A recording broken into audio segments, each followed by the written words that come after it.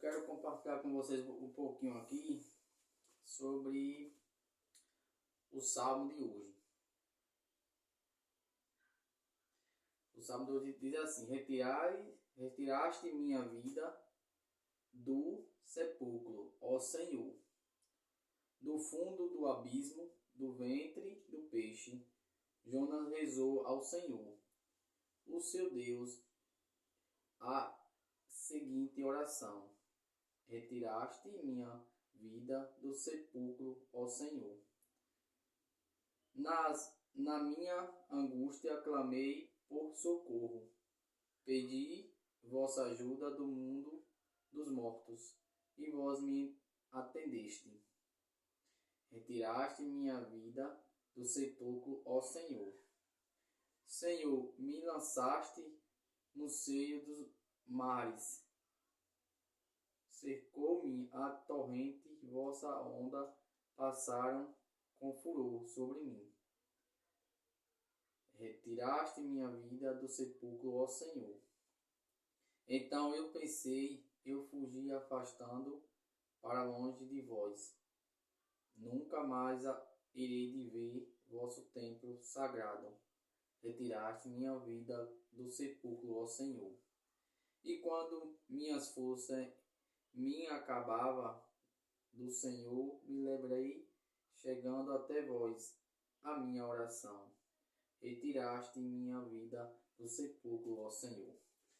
Então, o salmo de hoje, ele é falando sobre a leitura de Jonas, onde ele foi, que fala aqui, que ele foi engolido pelo peixe, e lá ele rezou ao Senhor, ao Deus, e Deus escutou a oração dele.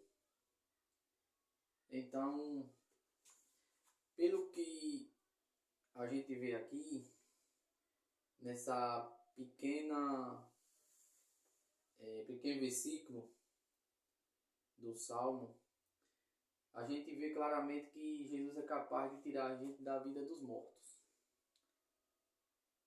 A gente não importa onde a gente esteja, mas pode ter certeza que Jesus vai tirar a gente de lá. Porque às vezes a gente se afasta de Deus por besteira. E aí, sem perceber, vai se afastando aos poucos. Cada pecado que a gente comete, a gente vai criando distância de Deus.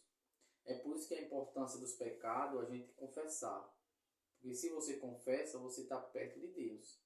Porque você se lavou do sangue de Jesus. Então você está próximo de Deus. Cada vez que você confessa, próximo de Deus você está. Por isso que a importância da confissão. Porque a confissão, ela nos faz se aproximar de Cristo. E o pecado nos afastar. E quanto mais pecado mortal, mais afastado nós se torna. Jonas foi engolido pelo peixe. Que Jesus, o próprio Deus mandou o peixe engolir Jonas. E lá ele ficou 3 dias. Mas ele, mesmo na barriga do peixe, clamou a Deus. E Deus atendeu a oração dele. É tanto que o salmista vai dizer: retiraste minha vida do sepulcro, ó Senhor.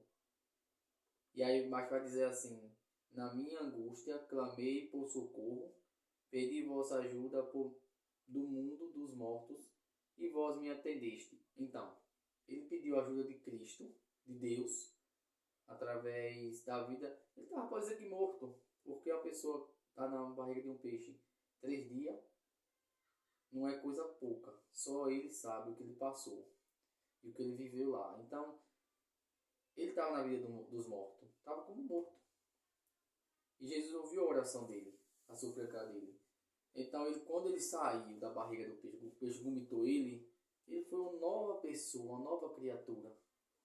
É tanto que ele vai fazer tantos milagres depois que ele é vomitado pelo peixe. Ele vai profetizar tantas coisas que vocês lendo aí sobre Jonas, vocês vão ver tantas coisas que ele fez boa depois disso.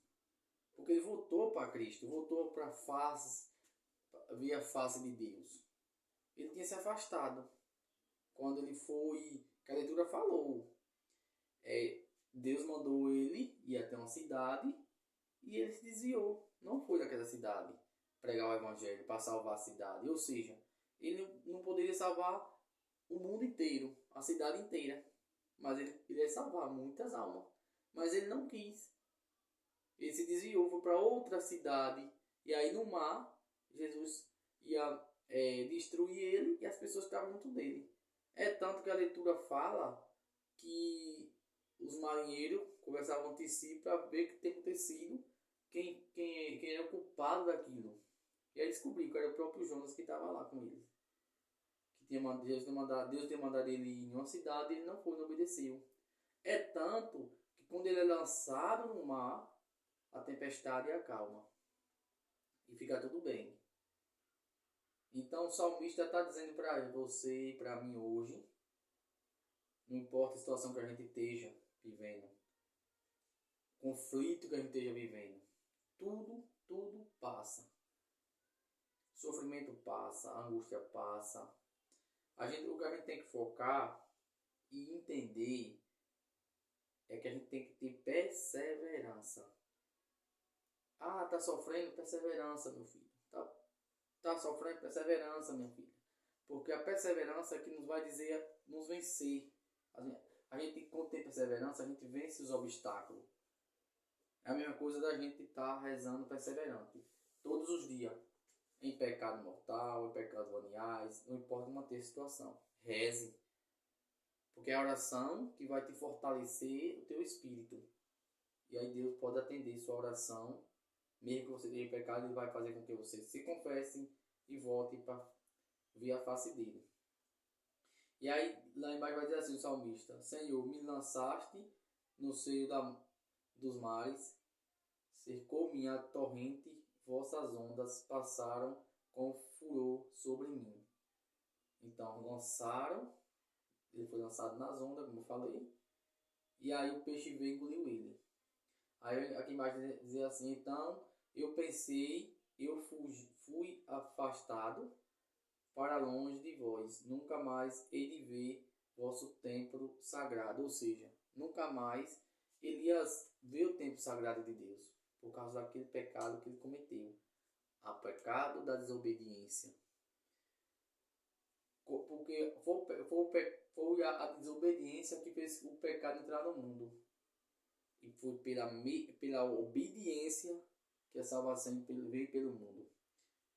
Qual foi a obediência de quem? De Maria, que aceitou sim, e Jesus veio através de Maria. Então Maria obedeceu, foi obediente a Deus.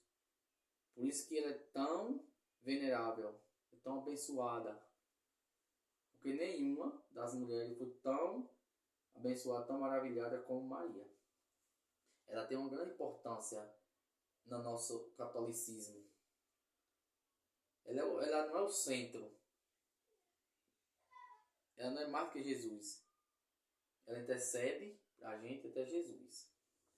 E aí vai dizer assim embaixo: e quando minha força em mim acabava, do Senhor me lembrei, chegando até vós a minha oração. Então, ele está dizendo, quando as forças dele acabavam, mas chegava até vós a oração. Porque a gente às vezes está sofrendo tanto, as forças estão sem força. Todos nós passamos por esse momento. Não tem esse que não passe um momento de dificuldade, de tribulação, que chega um momento que a gente acha que não tem remédio, não tem mais jeito. E aí vem Deus e muda tudo. Eu costumo dizer que ele vem nos acréscimos do segundo tempo para dizer que ele é Deus, capaz de fazer qualquer coisa, o impossível. O possível e impossível para a gente. Então louvado seja Jesus Cristo, para sempre seja louvado. Enviai, Senhor, operários para a vossa messe, pois a messe é grande e poucos são os operários e operárias.